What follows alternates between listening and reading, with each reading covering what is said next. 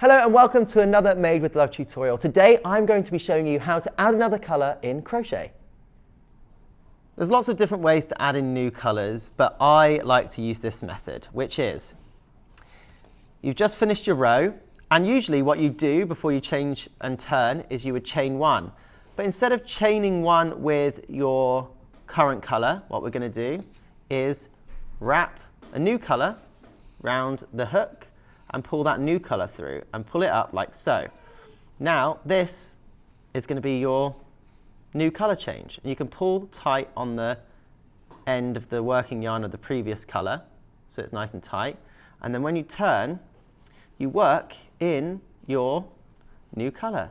So you pull it tight on the working yarn to make sure that the tension is okay. And then you just work into the stitch like normal.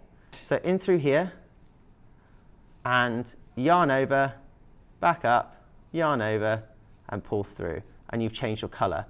One tip that I will give when you're changing colour is if you don't like weaving in ends like me, you've got the end of the old one here. You've got your other colour, and also the end of the new colour that is going to be needed to weave in at the end. So what we're going to do, as a little tip for you, when you're doing this crochet, right, you're going to crochet into the stitch, and then lay on top of your hook. I'll move the working yarn out of the way so you can see.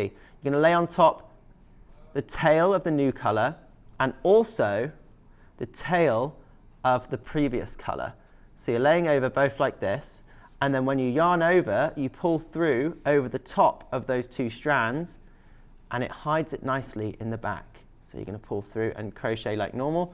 Again, we're going to go through the stitch, and you can see that those two tails are laying on top of the crochet hook, and you're going to yarn over the working yarn, pull it through and crochet like normal, and then you're going to do the same thing again into the next stitch, keeping those tail ends on top of the hook and then pulling through the working yarn. You're never pulling through the tails, just the working yarn, but you'll see once you get to the end of the row, I'm going to put through like this, keeping again the tails at the back, laying on top of the crochet hook, yarn over, pull through and crochet like normal, and you're constantly keeping those at the back just on laying flat on top of the crochet hook like so.